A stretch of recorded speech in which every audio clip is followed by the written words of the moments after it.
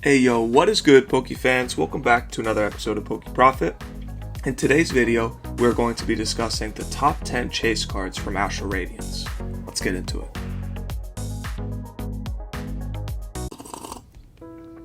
Before we dive into the content for today's video, I want to shout out Jesse, our first giveaway winner.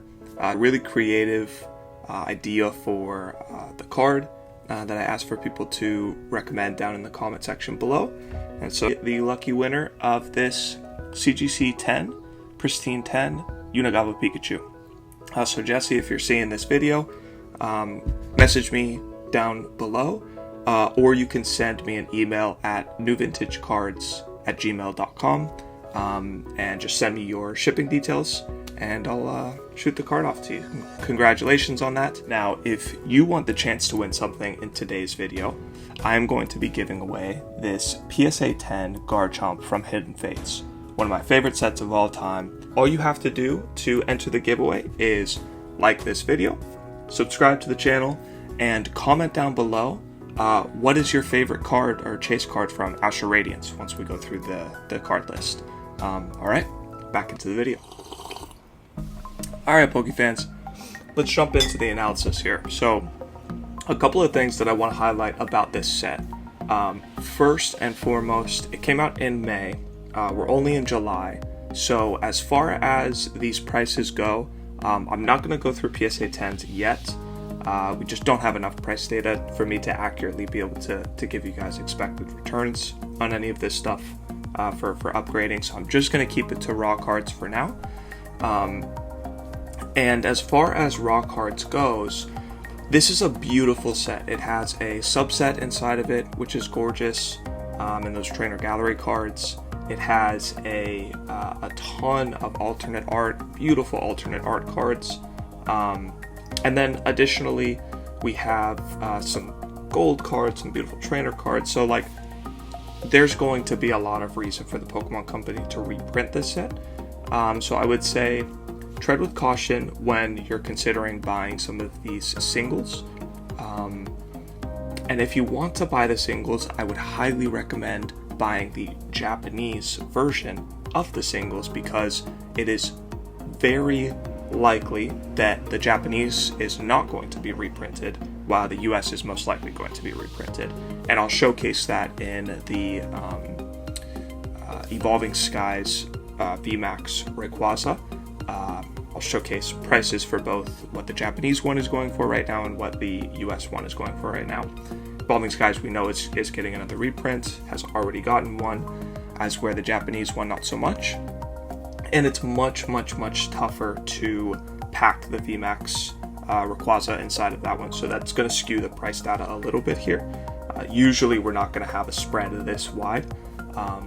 But I think the supply side of things is definitely having an impact here. So just something to consider, maybe waiting for a reprint before loading up on some of these singles. But okay, let's jump into it. So in my number 10 spot, I have tied the all gold Dialga and Palkia V stars. Beautiful cards. For whatever reason, the Palkia is holding a little bit of a premium over the Dialga. To me, it's a little bit prettier of a card, just the way that the colors kind of work together, so that could be it. But if somebody else has an insight as to why that's holding a premium over the Dialga, let me know down below. In my number 9 spot, I have the Liligant alternate art. Beautiful card. I'm a sucker for these alternate arts. What can I tell you? I will always be a sucker for these alternate arts. Having cameoed Pokemon inside of it is beautiful. And I think there's something to Pokemon collecting and considering who's going to be your potential buyers in the future. And so there's a couple of ways to kind of think about having those potential buyers. One of them is locking in on a certain Pokemon. So there's always buyers of Pikachu cards, there's always buyers of Charizard cards. I think with these, because this alternate art set of cards is so unique, that I really don't think it's going to matter too much. Of course it's going to matter, but in the long term, there will always be buyers for these alternate arts. There will be collectors out there who want to complete this full set of alternate arts, so you'll always have a buyer for this set, in my opinion. So that comes into my number 9 spot. My number 8 spot is the beautiful, I believe it's Irida card. I don't know how to say the name properly, but beautiful, beautiful card. It falls into that category of waifu card. These usually hold a premium long term, as I think a lot of collectors want them. They're just beautiful cards, right? And this one has gorgeous colors in the background. She's, you know, in a kind of powerful pose. Eye color beautiful, matches the background. So I think this is a really, really nice card long term. So that comes in at my number 8 spot. My number 7 spot, I have the Hisuian Sneasler V. Beautiful card. Again, cameos. We have the little Sneasels up top, camping, looking at the big bro, hanging off the cliff. And then we have this beautiful sunset imagery. Gorgeous. Again, thank you, Pokemon Company. You guys are crushing it with these alternate arts. In my number 6 spot, I have the Bedroll card. Now, I think this could actually go a lot higher. As far as aesthetic goes, I mean, my goodness, this is like the best Bedroll card they've ever released. There's not too many Bedroll collectors out there, but like, my gosh, I want this card. I want multiple copies of this card. I want to be able to gift this card. Yeah, I mean, the colors from the vibrant blue with a little bit of gold in the sky of the trail of the Bedrolls, all the way down to the floral colors that we get to see in this field of flowers. Like, wow, beautiful, beautiful card. So yeah, again, I could probably pull that one higher, but price-wise, it's a little bit on the lower end, so I'm giving it the number 6 spot. The number 5 spot, I have the Chomp V, which is a beautiful card.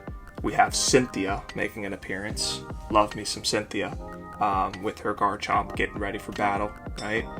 These trainer gallery cards, so anytime there's a subset, subsets do tremendously well, which, if you have not already entered, make sure you enter the giveaway for today's video. I'm going to be giving away this PSA 10 Garchomp from another subset, the one that was released in Hidden Fates, the Shiny Vault.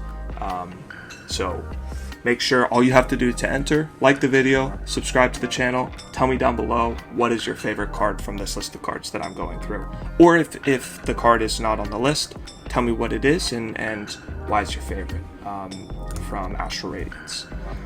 Alright, my number 4 spot is going to be the Starmie V, which has a Misty cameo. Misty is obviously a legend in Pokemon from the OG3, the original waifu, and yeah, it's a beautiful card. Her chilling in the pool, flowers all around her. She's got her little plate of goodies. Starmie in the water with her.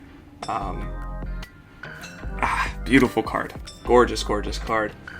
This one I'm definitely going to be a collector of. It's holding a nice premium as far as price goes as well too. So yeah, definitely one that I'll be looking to pick up long term and add to my collection. In the number 3 spot, I have the Origin Form Palkia V alternate art.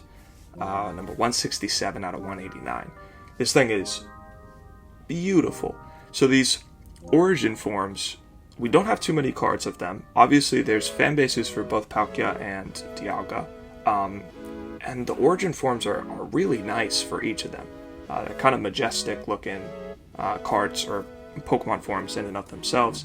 And then these alternate arts are beautiful. There's just so much going on. So Palkia, obviously, we know, distorter of space, right? And so everything that's around the Palkia in this card is, we can look at it from all different angles. We have the buildings upside down, right side up, sideways, things breaking. So it's this like, yeah, this distortion around the Palkia. Really, really cool card. So that's coming in at my number 3 spot. My number 2 spot is the Machamp V, which I know a lot of you are going to have your own takes on this card. Very, very, very interesting, right? It's been trading at a crazy premium. I think it got a little bit too far ahead of itself, but it is a magical card, right? There's a lot going on. We have multiple cameos. We have a Doug Trio. We have a Trapinch. We have I believe Maractus. I could be wrong on that Pokemon, but a couple of them. We have Passerbyers looking on the Machamp. Machamp is doing his work, carrying a bunch of things in all of his arms, right? So really, really creative card, really, really cool card. Yeah, one of the best Machamps that's been released in my opinion. Again, these alternate arts are just incredible. But I would say, if you want to pick up this card, one, Japanese version. Again, it's going to be a lot more scarce long term, and there's still a ton of buyers for the Japanese versions. Potentially even more than the US ones, because of all the interest in Japan for Pokemon and other Asian countries. And there's a lot more buyers inside the US starting to want to collect Japanese cards. And then, yeah, as far as waiting for a reprint, that's kind of our other option if you want to be a collector of English, is give it a little bit more time, let a few more copies of this card show up on the market. My guess is that price is going to trend downwards on this one for quite a bit of time. And again, I really think it got well ahead of itself. I think it's a bit overvalued right now. But nonetheless, beautiful, beautiful card. And my number 1 spot is going to be the Origin Form Dialga V. I don't know how many of you agree or disagree if this gets the number 1 spot, but for me, this thing is a masterpiece. Again, Dialga already has a big fan base. It's personally one of my favorite Pokemon that's been released.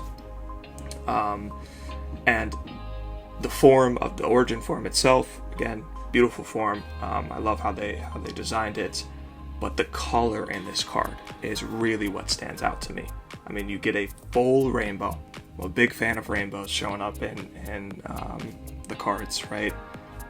And the way that they present it, the way that we have all of these different, like, it's either sun or moon rotating throughout the card, all these different dots, this like ripple. So clearly this is some clear body of water. We're getting this reflection of all these colorful clouds and the majestic Dialga just kind of like moving over it.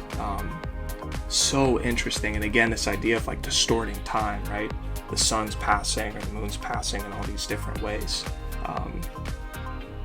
Yeah, just, I mean, tough to put into words how beautiful I think this card is, and how well I think this card is going to perform long term because of how much it stands out. Like, to me, this has to be in my collection.